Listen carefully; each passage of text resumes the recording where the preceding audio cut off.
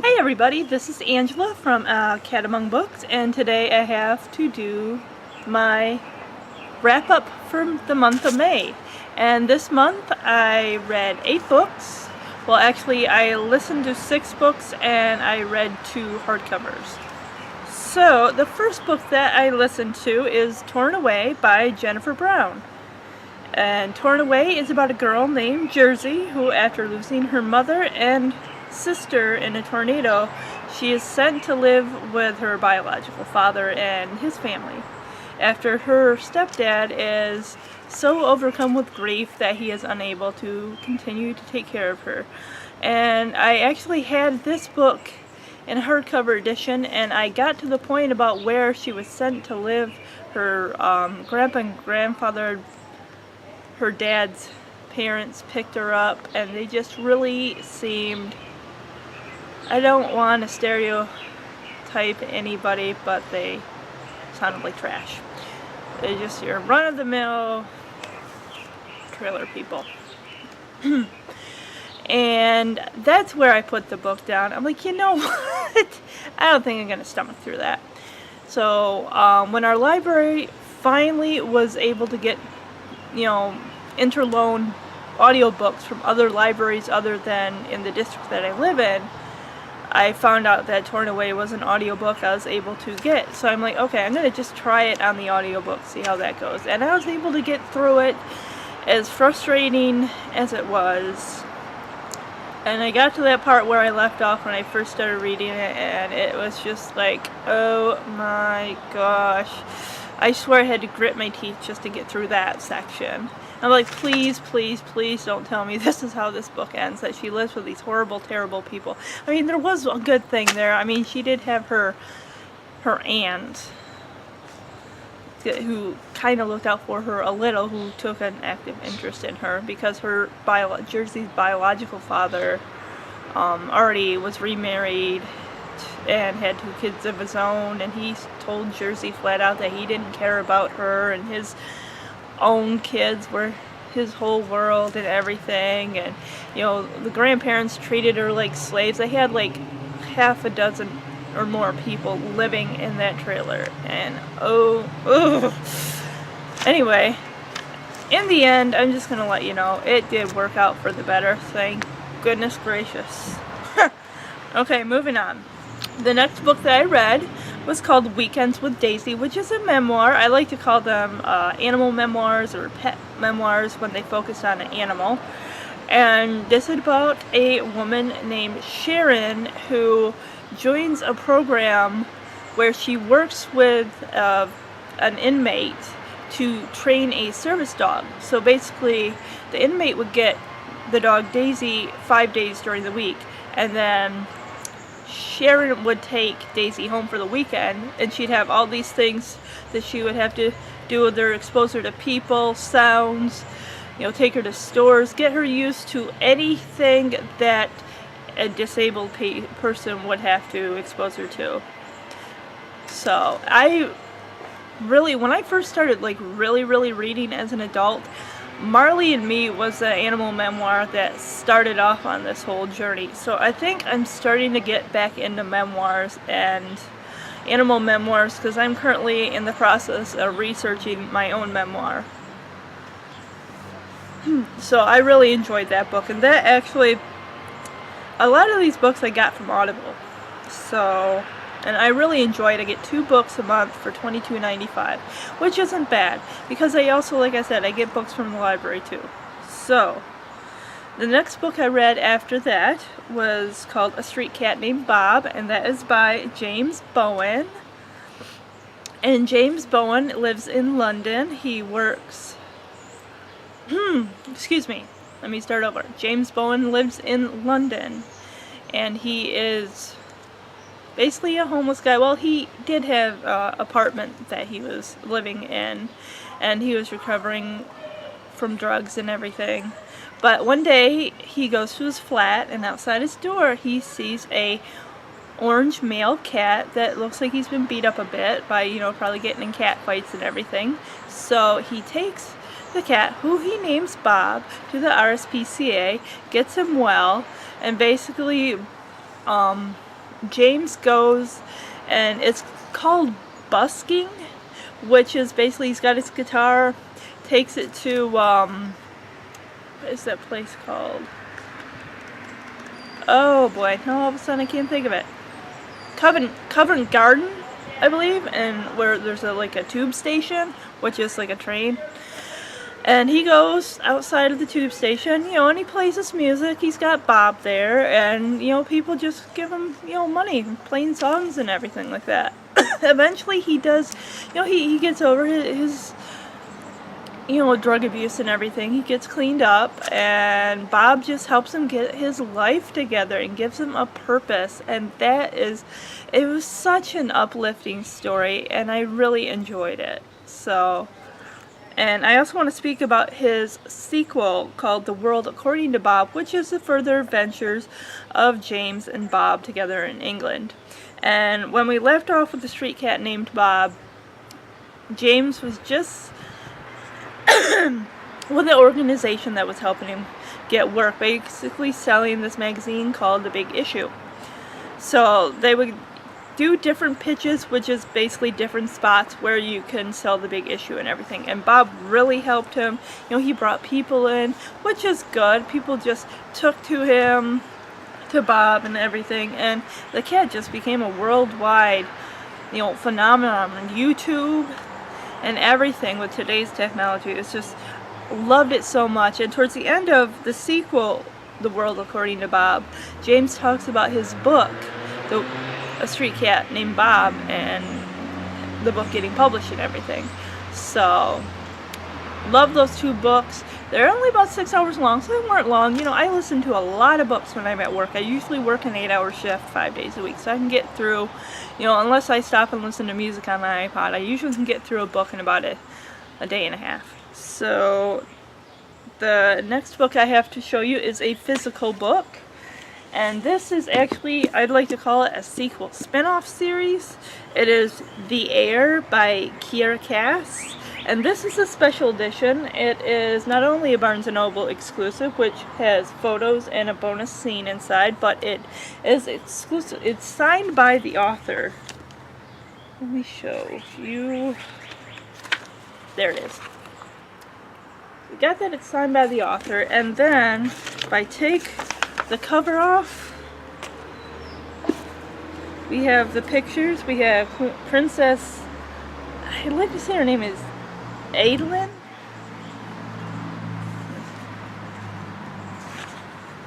and then also of Queen America. Now this book is set 20 years in the future, so America and Maxon have been married. They had twins, Adeline and, what's this boy's name?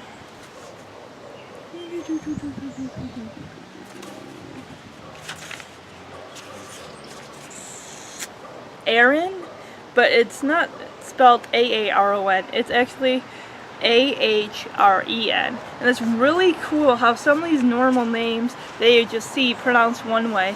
How, like the name Kyle, you usually expect it to be Kyle, but in here it's Kile.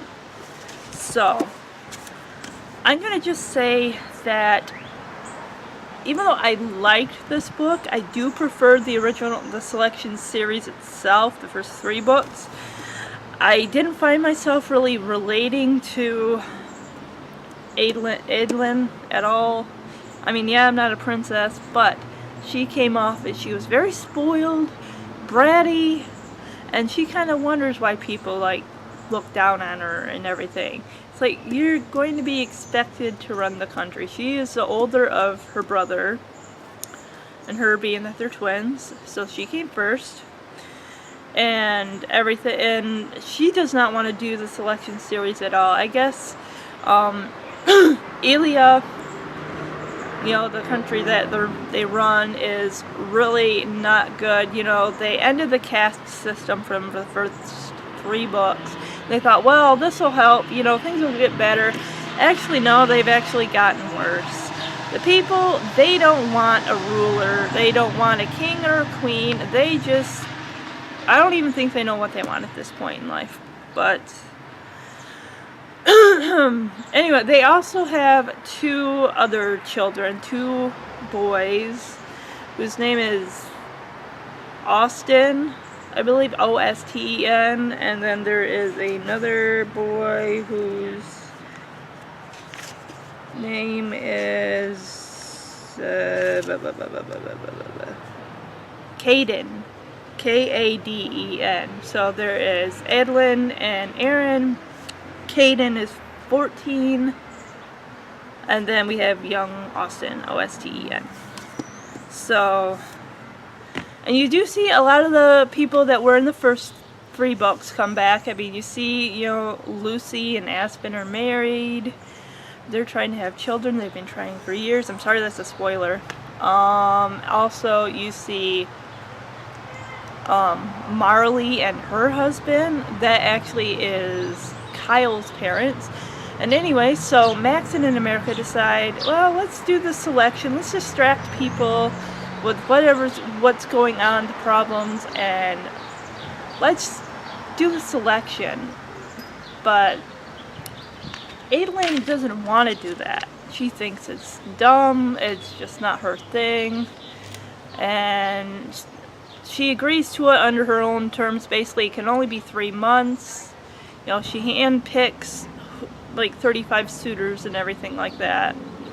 And then, you know, all these decisions, food-wise, for the first big dinner, what their rooms will look like. She doesn't want to have any part in that. She doesn't care. So a lot of these guys that come in, you hear some names thrown around, and it's like, they're kind of like cardboard cutouts. I couldn't really tell one guy from the other. There's a really cool guy named Henri who has his translator named Eric, and they were really cool.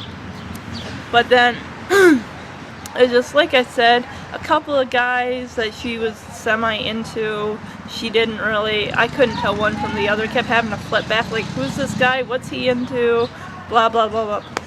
But anyway, if I honestly had to rate that book out of 5 stars, I'd give it maybe a 3. But anyway, moving on. The next book that I finished recently and absolutely fell in love with this book. It's kind of funny because physical books, I really don't get a lot of physical books from the library. I mostly buy my books. So when I got this from the library, it's called The Queen of Bright and Shiny Things by Aguirre. And I got this from the library, and it's getting a little further along. I'm like, you know what? I really love this book. I just want to just read it in my own time. I want my own copy. So I went to Barnes & Noble, I got it, and it is a really cool, I love the post-it note idea. This is about a girl, and it's really cool because the post-its are like raised, so you can kind of rub like at the corners, you can feel like they stand out.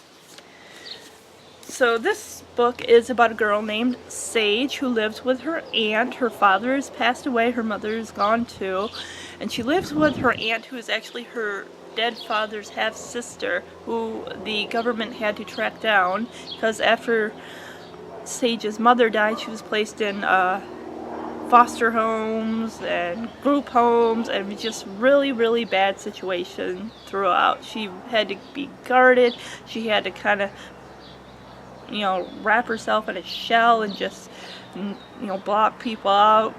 She had to be really tough to get through what she went through in those group homes. So she's living with her aunt, and she doesn't want her aunt to throw her out, so she's on her best behavior. It's almost like she's taken on this other identity. She's, you know, nice, popular girl. One thing that she does that I absolutely love is that she sees people in the hall of the school having a bad day. She'll write on a post-it note something nice, like, you have a nice smile, or I like your shirt, or something like that.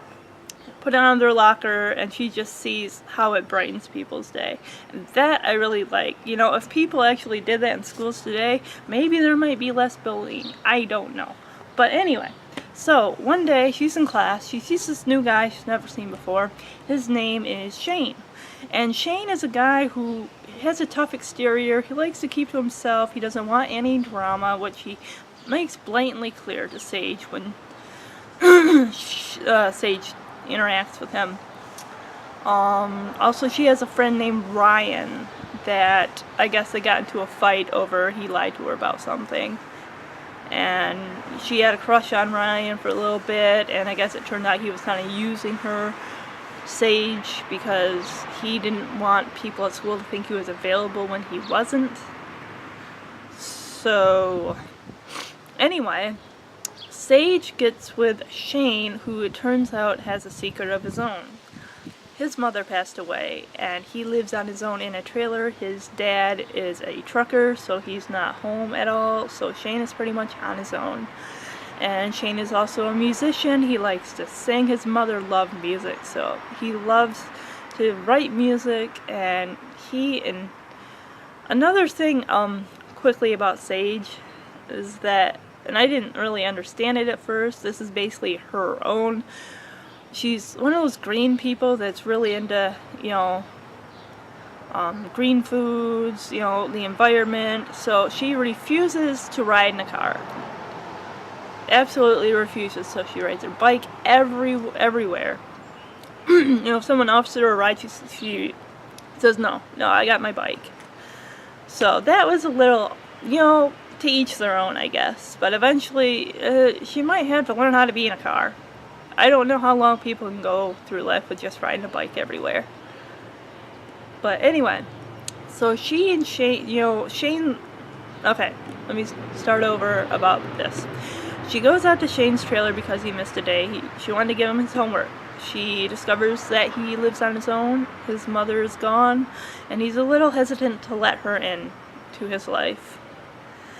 So she just treads carefully, she listens to him, and he talks about his mother and everything, and they form a friendship, which eventually develops into a real boyfriend-girlfriend relationship. And they're both really there for each other, and it's really sweet, and he writes songs for her and sings them, and just an overall nice guy. And, just other characters, like a girl that Sage hangs out with, whose name is Lila, who I guess had a reputation for being with this guy who's a jerk, whose name is Ryan. And that guy's got his own secrets. So I'm not going to spoil the rest of the book, but it was really, really beautiful. I loved Sage and Shane together. The relationship just, you don't see a lot of guys like that in this world. Usually they're hard to find, but, if you look hard enough, you'll find people like that mean a lot to you. Okay, so the last two books I want to talk about that I listened to that I absolutely loved, and honestly you'll probably think, well, where the heck have you been? These two guys have been around for like years. The first one is called In Real Life by Joey Graceffa, and I was just on Audible, and I just saw this name, and I was reading the summary of the book about this guy who dealt with bullying and everything, and coming out of the closet, and making videos and everything, and I just fell in love with, he narrated the book. I loved his voice. I loved his down home comfortable feeling of his story of growing up with his family.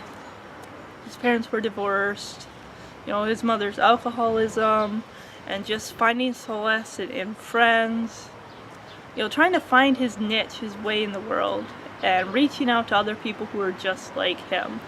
That's what I love. So I went and subscribed to his channel on YouTube. I enjoy it very, very much. So basically he's called a YouTube sensation, along with this other person whose name is Shane Dawson, who is also a YouTube sensation. I listened to his book, I Hate Myselfie. And I have to say, it was only 4 hours long, but I honestly gotta say that I have never, ever, ever laughed so hard in my life listening to an audiobook. And there's a bug on my camcorder. Ugh. And his story was, Shane's story was that, he was overweight as a child. He got picked on a lot. And then I believe I think he lost the weight by, eating better or exercising or something like that. But it was just a funny, tidbits and everything. Just, oh. Anyway, that is the end of my May book haul. Hopefully I didn't bore you too much, but in my next couple of videos, I am going to be doing books that I've read, summer books that I absolutely love, so I can recommend some. Books that I would like to read that are summer based. And also, even though this is a booktube channel, I'm kind of branching out a little bit into other things. I'm planning on starting a new YouTube channel so I can focus on writing my memoir and just everyday life stuff. So I hope that you know, once I get the new channel started up, maybe you'll subscribe to it and enjoy it just as much as you've enjoyed this channel. So, alright, have a wonderful day.